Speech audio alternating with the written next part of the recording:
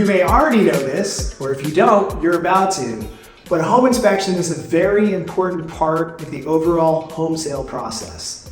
So today, we happen to be here on site at one of our current listings, and we've got Justin Marzo with Sound Ground Home Inspections, and he's about to drop or break down what's important about a home inspection so you guys will be more prepared the next time you're ready to get one done. We're on site to look and find all the defects and safety issues and items such as that. 95% of the time it's for a real estate transaction. I start off and I just go from top to bottom. I start at one end of the property, I get a general overall look. I take photos of everything in a report that's easy for people to see. Once I go around the perimeter and I go around the garage, the things I'm looking for is just, foundation issues, siding issues, roofing issues, trees, hazards, stepping, cracks. Looking at the opening up the electrical panels, I'm looking at the water heater in the garage and the HVAC system and the air conditioning. And then I get up on the roof and I take photos of everything up there and I look at the chimney, I look at the roof. From there I go, once I finish on the exterior, looking at everything, document everything, I come on the inside, I just do the same thing. I start at one end and I just go one direction all the way around. I take my time, I check the outlets, I open the windows, I slide the doors.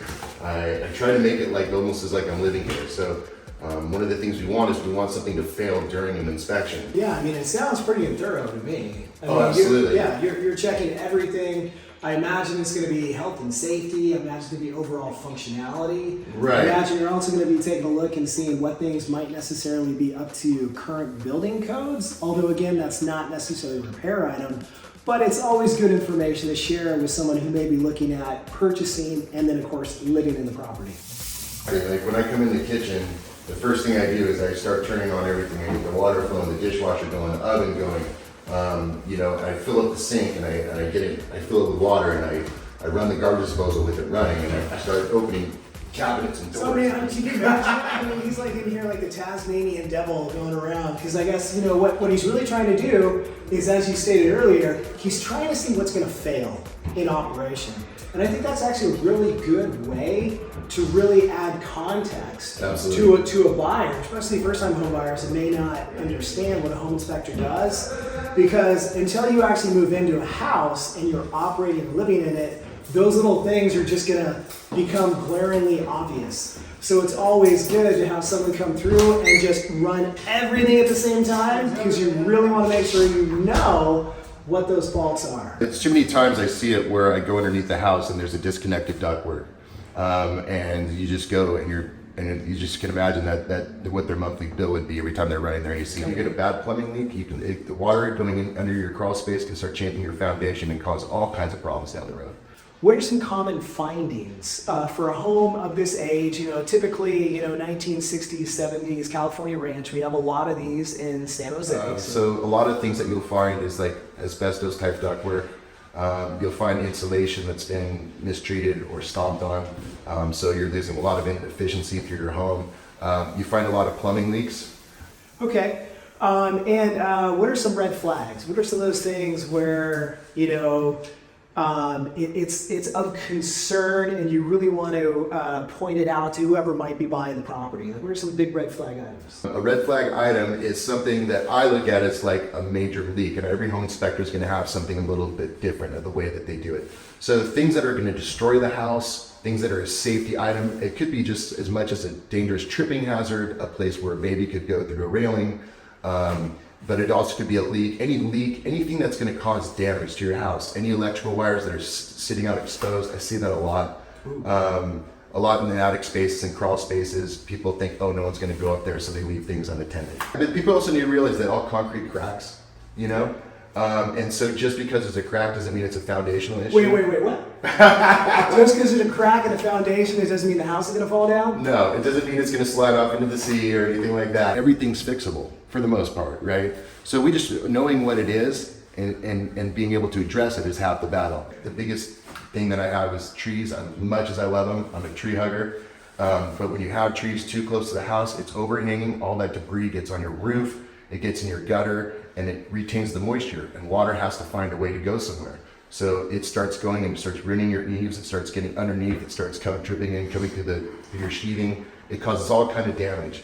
And then so the biggest issue is that the biggest red flags I see is making sure that you keep your house maintained on the exterior and make sure your water drainage and debris and landscaping is away from the home.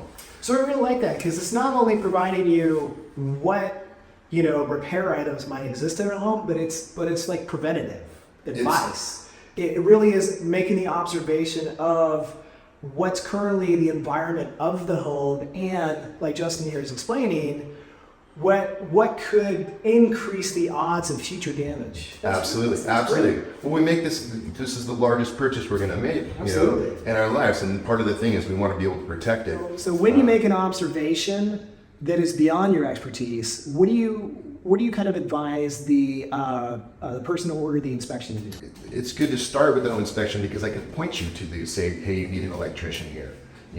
Hey, you need to call an HVAC guy. So hey, you need to get someone to take care of that skunk under the crawl space. Yes. So we're the generous. We're the ones that are going to tell you where you need to go next, right? Good. And always provide you. If you've seen it, it's good to know that this roof's kind of in not so good condition. You definitely want to get a roof inspection. You want to be aware of what your costs are going to be. So always start with a home inspection, and through the findings of the home inspection, then based on the observations made, you may consider getting a more specialized inspection depending upon the repair item or condition you're concerned about. What do the viewers need to know as far as cost for home inspection, and then how can they contact you if they want to get the inspection done? And again, like you said, even if you're not making a purchase or real estate transaction, but you really want to know the true functionality operation of your home and how to preserve it, then you definitely want to talk to Justin about it. And if you want to reach out to me, I'm at soundground.homes, homes with an S, or you can call myself 530-828-8612. Text message me, call me. I'm happy to talk and go through everything. And yeah. Awesome. Yeah.